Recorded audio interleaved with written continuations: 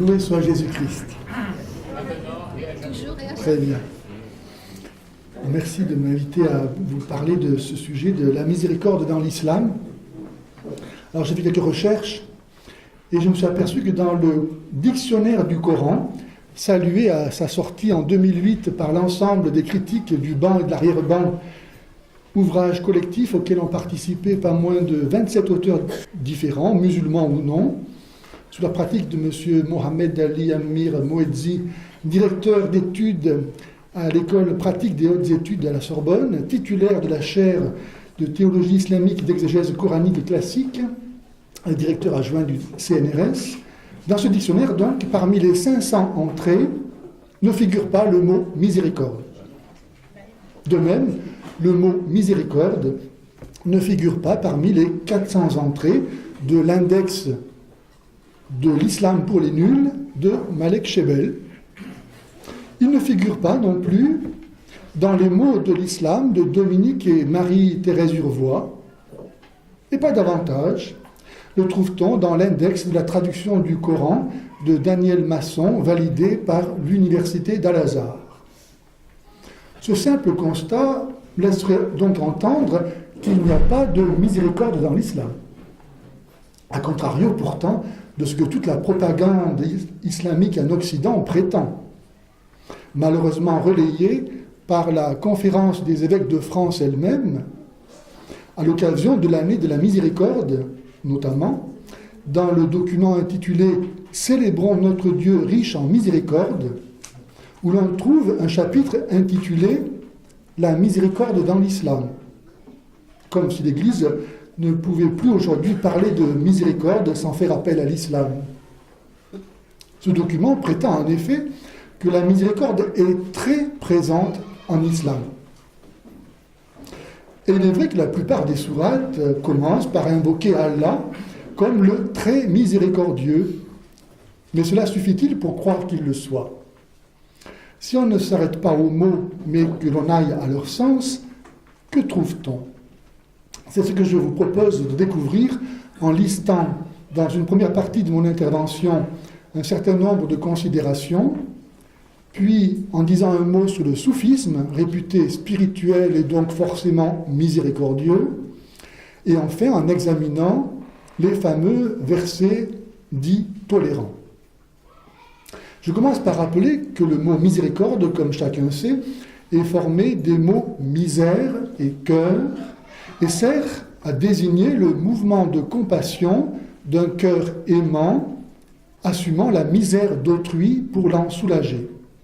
Or, parce que la miséricorde caractérise spécifiquement la révélation chrétienne, en raison de l'incarnation du Verbe de Dieu venu précisément porter la croix de notre humanité, assumer notre misère pour nous en décharger, et que l'islam refuse absolument de croire à cette bonne nouvelle, dont la proclamation constitue même pour lui le plus grand de tous les péchés, l'associationnisme, le seul péché qui ne peut pas être pardonné, alors la miséricorde est aussi nécessairement rejetée par l'islam. Et en disant cela, je ne dis pas qu'il ne peut pas y avoir des personnes miséricordieuses en islam, mais que si certaines le sont, cela ne doit pas être mis au compte de l'islam, mais seulement de leur nature humaine créée bonne par Dieu, en sorte que ces personnes ne sont pas miséricordieuses à cause de l'islam, mais en dépit de l'islam, lequel leur enseigne à dire, à la suite d'Abraham, « Entre nous et vous, c'est l'inimitié et la haine à jamais, jusqu'à ce que vous croyiez en Allah seul. » Abraham est un vrai musulman, dit le Coran. C'est pourquoi il est aussi un modèle pour tous les musulmans. S'opposant au caractère parfait, universel et définitif de la révélation chrétienne, l'islam ne peut être qu'une anti-miséricorde, comme après le Christ ne peut venir que l'antichrist. C'est pourquoi, alors que le Dieu chrétien aime les pécheurs et nous commande d'aimer nos ennemis, Allah a de la haine pour les pécheurs. les vaniteux, les traîtres, les corrupteurs, les transgresseurs, les semeurs de désordre, les infidèles, les orgueilleux, les injustes, les agresseurs, les arrogants, les corrupteurs, les audacieux, etc., etc., etc. La haine d'Allah, le très miséricordieux, est exprimée tout au long du Coran par des versets du genre « La rétribution de ceux qui guerroient contre Allah et son envoyé, c'est-à-dire de ceux qui refusent d'être islamisés, et qui s'empressent de corrompre le monde et déclarer corrupteur du monde qui s'oppose à l'islam, c'est qu'ils soient tués ou crucifiés, ou que leur soit coupé la main et le pied opposé, ou qu'ils soient bannis de la terre. Combattez-les, Allah par vos mains les châtiera et les couvrira d'ignominie. Lorsque vous rencontrez les incrédules, frappez-les au cou, etc., etc., etc. Où trouve-t-on dans le Nouveau Testament de tels commandements? Et comment l'islam pourrait-il ne pas engendrer de schizophrène en présentant de tels actes comme relevant de la miséricorde? Deuxième considération. De tels actes ne peuvent être justifiés que si les non-musulmans sont absolument mauvais. C'est pourquoi la mythologie musulmane s'ingénie à prouver que tous les hommes ont passé un pacte avec Allah avant même leur création. Pacte par lequel ils se sont engagés à être musulmans, en sorte que la seule existence des non-musulmans est insupportable, ceux-ci étant coupables d'un des plus grands péchés qui soit, qui est l'apostasie, dont le châtiment ne peut être que la mort.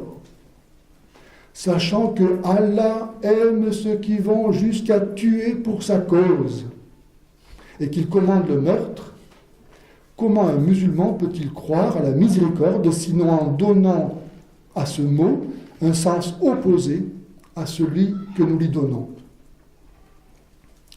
Troisième considération, Allah ne saurait jamais prendre part à notre misère, puisqu'il est non seulement trop grand pour jamais pouvoir s'abaisser jusqu'à nous, mais encore parce qu'il est lui-même l'auteur du mal. Raison pour laquelle le musulman prie en disant « Je me mets sous la protection des paroles parfaites d'Allah contre le mal qu'il a créé. » Allah est le créateur de toutes choses, y compris donc du mal. Allah crée lui-même les péchés. Vous ne voulez que ce que Allah veut que vous vouliez. Il égare les gens, provoque guerre et calomnie et catastrophes naturelles. Ce n'est pas vous qui les avez tués, mais c'est Allah qui les a tués. En refusant la révélation de la nature trinitaire de Dieu, et donc le principe de la différence, fondement de la relation et de l'amour, l'islam imagine Dieu monopolisant par son unicité la totalité de l'être, en sorte que cause unique de tout, y compris des effets produits par les causes secondes dont les volontés créées, tout est pour lui l'œuvre d'Allah, y compris le mal. Si Allah l'avait voulu, il aurait guidé tout le monde, mais Allah a voulu qu'il y ait des humains en enfer. Comment aimer un Dieu qui vous a peut-être créé, vous et ce que vous aimez, pour aller rôtir infailliblement et éternellement en enfer? Quatrième considération, si Allah crée le mal, que peut-il reprocher aux hommes qui ne doivent d'abord se le reprocher à lui-même? Si Allah crée le mal est alors une fatalité, puis une nécessité, et finalement un bien. Comment les musulmans pourraient-ils être miséricordieux, c'est-à-dire désireux de supprimer les souffrances d'autrui, puisque ce faisant, ils s'opposeraient à la volonté d'Allah qui veut le mal et la souffrance d'autrui? Cinquième considération, Mektoub, c'est écrit. Le sous-développement endémique ainsi que l'absence typique de structures de soins et d'œuvres de charité des sociétés musulmanes trouvent leur origine dans la soumission musulmane à la fatalité d'un destin imposé par l'incompréhensible mais non moins cruelle volonté d'Allah, ennemi de la liberté de l'homme. Ton Seigneur crée et choisit ce qu'il souhaite. Les hommes n'ont pas le choix. Allah vous a créé, vous et ce que vous faites. Si les hommes ne sont donc pas libres, alors ils ne peuvent pas non plus pécher. Et donc la miséricorde en islam est nécessairement sans objet. 6e considération. Si Allah fait le mal, de deux choses l'une, ou bien Allah se renie lui-même en tant qu'il est un. Et dans ce cas, il n'y a pas plus de miséricorde dans l'islam que ce qu'il y a d'islam, puisque la profession de l'unicité divine est le tout de l'islam. Ou bien il n'y a pas de différence entre le bien et le mal. Et dans ce cas, il n'y a pas non plus de miséricorde possible. 7e considération. Outre l'exécration du dogme trinitaire constitutif de l'essence même de l'islam, le refus du dogme du péché originel conduit lui aussi l'islam à reporter en Dieu l'origine du mal, et donc l'impossibilité de la miséricorde. En effet, si dans la théologie chrétienne, ce n'est pas Dieu qui crée le mal, mais Lucifer, qui de bon que Dieu l'avait créé, s'est lui-même rendu mauvais, en islam, par contre, Allah a non seulement inventé le mal et le péché et tout ce qui va avec, mais il a encore créé l'homme misérable. Comment croire qu'Allah aime l'homme et puisse être miséricordieux envers lui, puisque tout puissant qu'il est, il l'a créé misérable? Et quel sincère repentir de ses fautes l'homme pourrait-il présenter à la miséricorde, puisqu'étant misérable, il ne peut pas ne pas les commettre? 8e considération. Le Coran présente les éléments de la création comme des témoignages de la miséricorde divine.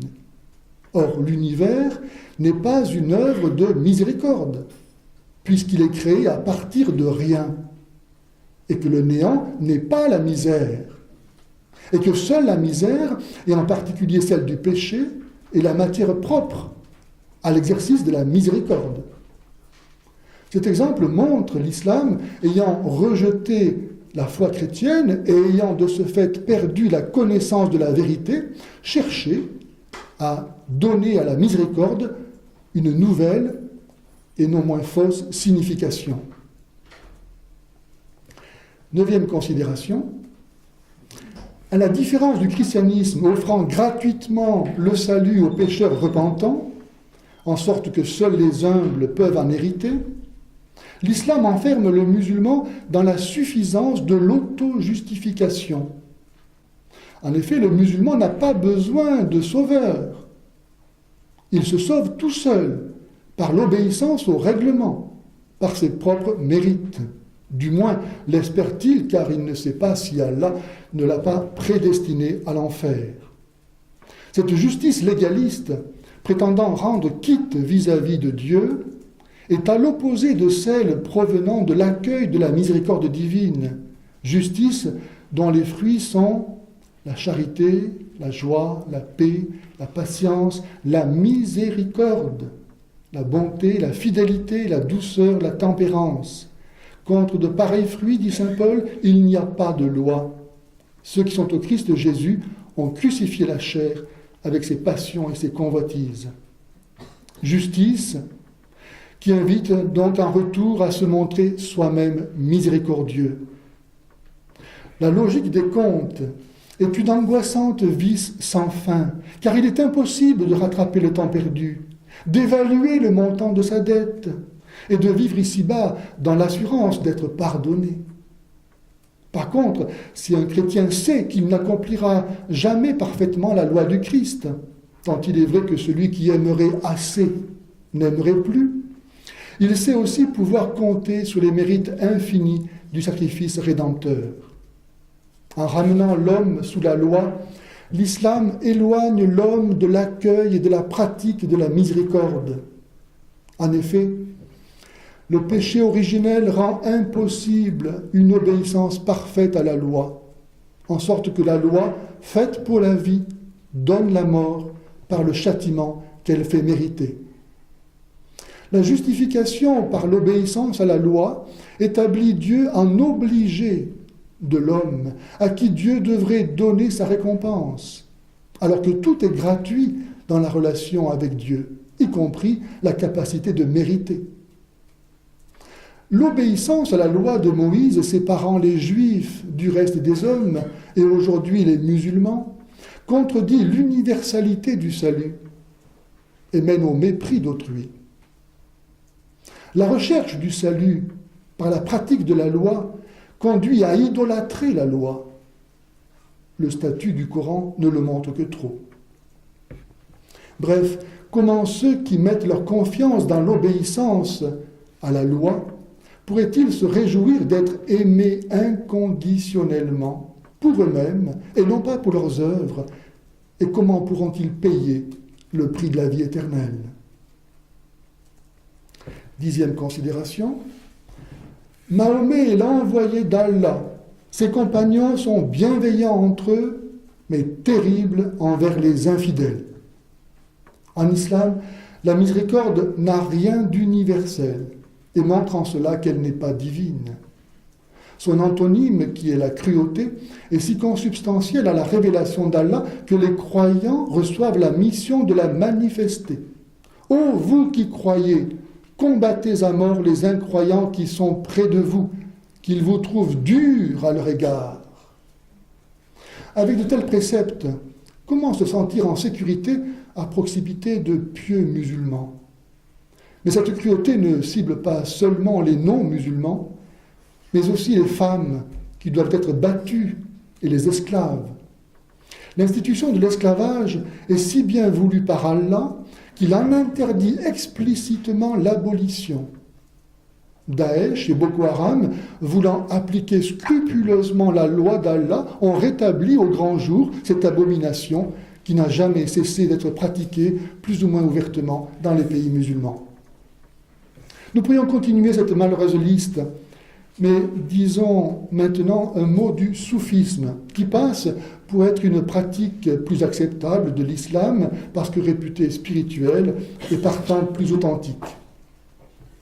Il faut savoir que le soufisme n'existe pas sans une pratique intégrale de l'islam, en sorte qu'il est vain de supposer le soufisme différent de l'islam.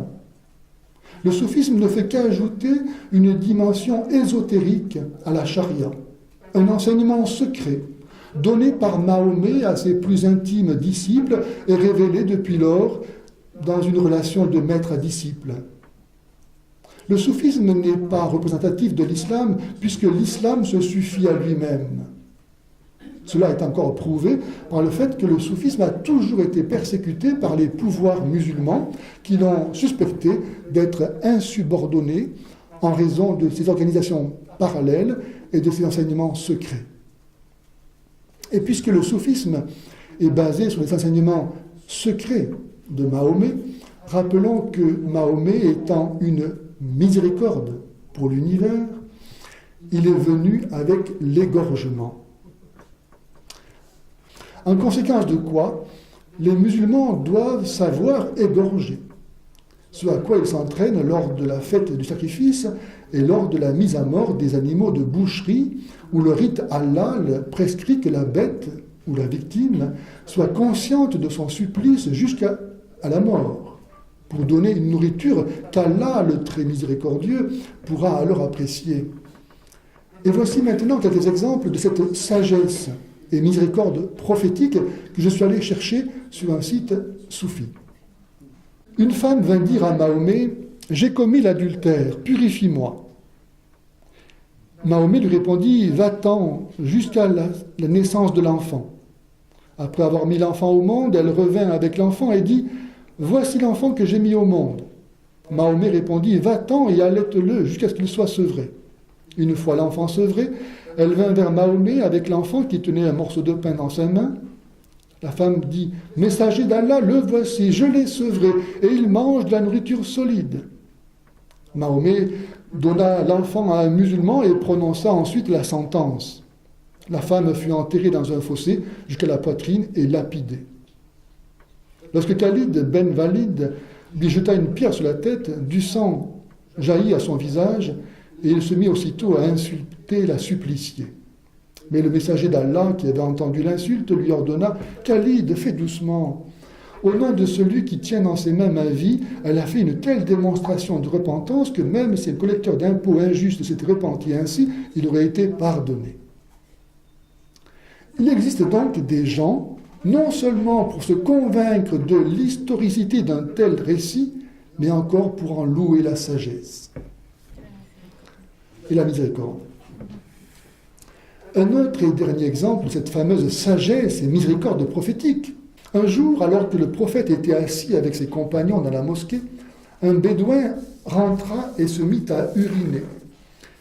Il est souvent question de pipi et caca dans les précieux enseignements révélés par Mahomet. C'est dire le niveau mental de ceux qui ont recours.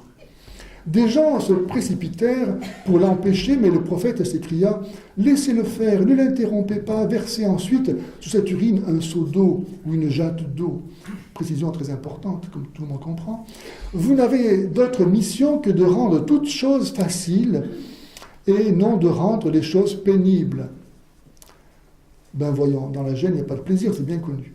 Quand l'homme eut fini d'uriner, le prophète donna l'ordre d'apporter une jatte d'eau et il la répandit lui-même sur l'endroit souillé. Ce texte est caractéristique de la perversion absolue de l'esprit qu'impose l'islam. Alors qu'à l'exemple de Jésus chassant les marchands qui souillaient de leur commerce le temple de Jérusalem, il aurait fallu mettre dehors ce salopard venant souiller un saint lieu, la miséricorde islamique fait le contraire. Et au nom de cette même miséricorde, le soufisme ne verra aucun problème à couper la main des voleurs, tuer les apostats, réduire en esclavage les innocents ou lapider les femmes réputées adultères. Troisième partie, les versets tolérants. Les versets réputés tolérants sont ordinairement présentés pour faire accroire à la nature miséricordieuse de l'islam. Or, ces versets ont tous été abrogés par le verset du sabre, en sorte que toute propagande s'appuyant sur ces fameux versets tombe à l'eau.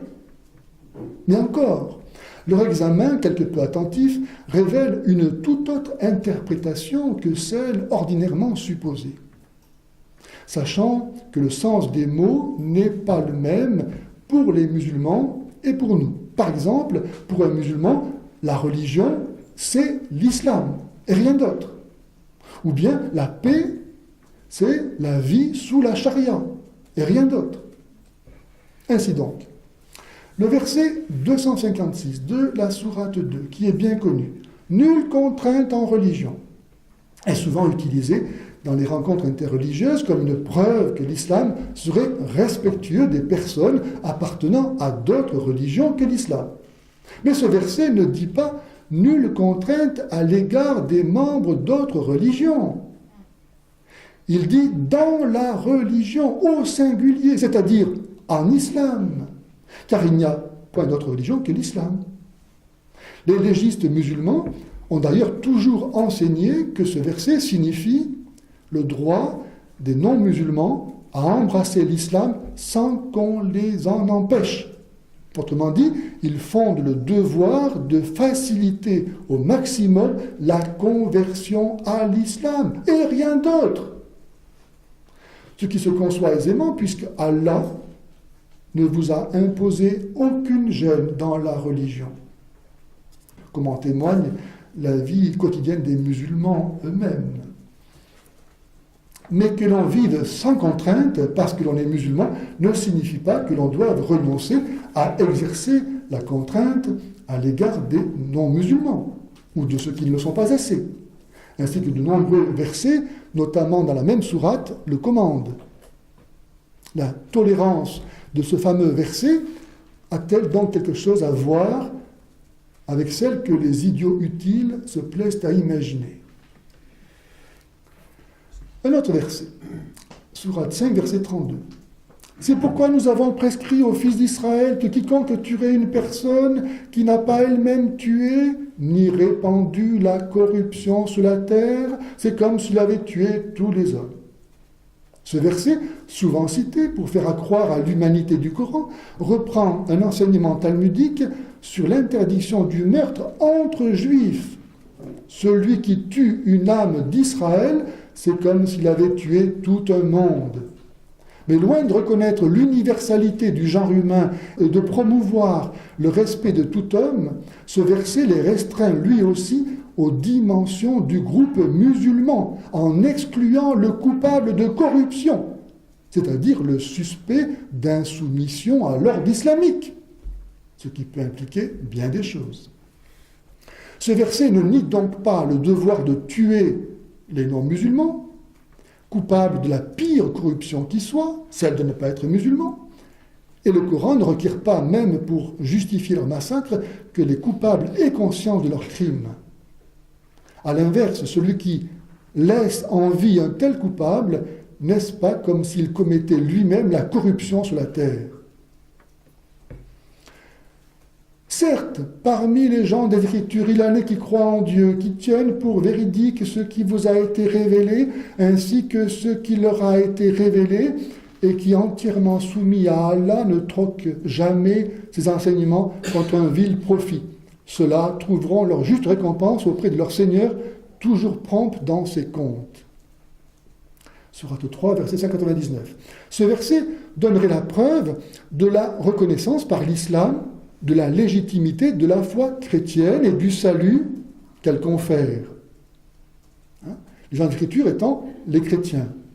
Or, que sont des chrétiens reconnaissant l'origine divine du Coran? Puisque ces chrétiens, dans ce verset, sont dits être ceux qui tiennent pour véridique ce qui leur a été révélé à eux et à vous. De même, Sourate 5, verset 69, si les Juifs, les Sabéens et les chrétiens n'éprouveront aucune crainte et ne seront pas affligés, ce n'est qu'à condition de croire en Allah et donc de ne pas croire en Jésus, ni à cette Trinité. Tout musulman ne prétend-il pas être lui-même un bon chrétien, tout en donnant sa foi à Mahomet? À vous ma religion, à moi la mienne. Quiconque le veut, qu'il soit croyant, et quiconque le veut, qu'il soit infidèle. Ces versets sembleraient accréditer la reconnaissance de la liberté de conscience. Mais en quoi le fait de reconnaître la liberté intérieure de chacun impliquerait-il de renoncer à le persécuter? La liberté n'est-elle pas l'ennemi de l'obéissance et donc de l'islam? Allah ne commande-t-il pas de combattre les mécréants jusqu'à ce qu'il n'y ait plus d'association et que la religion soit entièrement à Allah seul? Pourquoi la reconnaissance du fait de la mécréance dispenserait-elle du devoir du djihad? Allah ne vous interdit pas d'être bon et équitable envers ceux qui ne vous ont pas combattu à cause de votre foi. Autrement dit, dans sa magnanimité, Allah permet d'être bon et équitable envers les non-musulmans qui, par leur passivité, ne résistent pas à leur islamisation et sont donc déjà des musulmans. Notons qu'être bon et équitable envers eux est présenté dans ce verset comme une dérogation, ce qui signifie que la règle est de ne pas être bon et équitable envers les non-musulmans. Le verset 82 de la sourate 5 pourrait laisser penser que les chrétiens jouissent de quelque considération aux yeux d'Allah. Tu trouveras que ceux qui aiment le plus les croyants sont ceux qui disent « nous sommes nazaréens ». Cela parce qu'il y a parmi eux des prêtres et des moines qui ne s'enflent pas d'orgueil. Mais la suite montre que les chrétiens dont il est question sont des renégats du christianisme, puisqu'elle dit ceci, « Lorsqu'ils écoutent ce qui est descendu vers l'envoyé, tu vois leurs yeux verser des larmes pour ce qu'ils ont reconnu de la vérité. Ils disent, notre Seigneur, nous avons cru, inscris-nous donc avec les témoins. » Il en va encore ainsi, sourate 3, verset 119, où certains voudraient y voir reconnu la voie de salut qu'est le christianisme, il y a parmi les gens du livre des hommes qui croient en Dieu, à ce qui vous a été révélé et à ce qui leur a été révélé. En effet, que sont des chrétiens reconnaissant l'origine divine du Coran, sinon des apostats devenus musulmans? Nous avons établi pour chaque nation des rites sacrés qu'elle suit. Est-il pensable que même Dieu institue des religions contraires? Comment ne pas penser qu'il récupère plutôt ici à son profit une situation qu'il ne maîtrise pas? Et comment accorder crédit à un Dieu prétendant à la fois ne vouloir que l'islam et établir néanmoins plusieurs religions? La suite de ce verset, qui ne discute donc pas avec toi l'ordre reçu, laisse-t-elle croire au caractère irénique d'un tel Dieu? Par la sagesse et la bonne exhortation, appelle les gens dans le sentier d'Allah, dispute avec eux de la meilleure manière. En quoi un tel précepte de sagesse, ou plutôt de pédagogie fort élémentaire, serait-il rassurant, puisqu'il est mis au service de l'enrôlement dans le sentier d'Allah, c'est-à-dire dans le djihad? Comment ce verset pourrait-il commander la pratique du dialogue, puisque Allah commande d'éviter ce qui critique le Coran? N'est-ce pas que ceux qui discutent au sujet des versets d'Allah sans en avoir reçu la permission sont en grande exécration de la part d'Allah et de ses serviteurs et doivent s'attendre au pire châtiment? Est-ce toi qui contrains les humains pour qu'ils soient croyants? En quoi le fait que le Coran reconnaisse ici l'impossibilité de forcer quiconque à croire préjugerait-il de sa volonté de ne pas châtier celui qui ne veut pas croire? Ta mission est de leur rappeler le pacte primordial. Il ne t'appartient pas de les dominer. Le pacte primordial est le pacte par lequel chaque homme s'est engagé avant sa création à être musulman, comme je l'ai rappelé tout à l'heure. Ce pacte est évidemment si primordial qu'il abroge toute future loi et ne peut être révoqué. En sorte qu'évoqué ici pour justifier la mission de Mahomet, il place tout homme sous la férule de l'envoyé d'Allah, qui est seul à connaître les termes de ce pacte. Quel destin offre la condition psychologique culpabilisante dans laquelle l'islam place tout homme, sinon celle d'un esclave? Mahomet n'a pas besoin de dominer les hommes, le pacte s'en charge pour lui. Je peux continuer comme ça à présenter des versets réputés tolérants, mais je termine. Si la miséricorde s'est donc manifestée dans la mort et la résurrection du Christ et le don de son Église au monde pour lui communiquer le salut, quelle miséricorde l'islam, rejetant la foi chrétienne, peut-il apporter au monde? De même que Satan se déguise en ange de lumière, de même l'islam venant après le christianisme, reprend les apparences du christianisme, utilise les mêmes mots que le christianisme, mais vidés de leur signification propre, en l'occurrence celui de miséricorde, pour vouer à la perdition ceux qui n'accueillent pas la révélation de la vérité, dont l'Église est le support et la colonne. Je vous remercie de votre attention.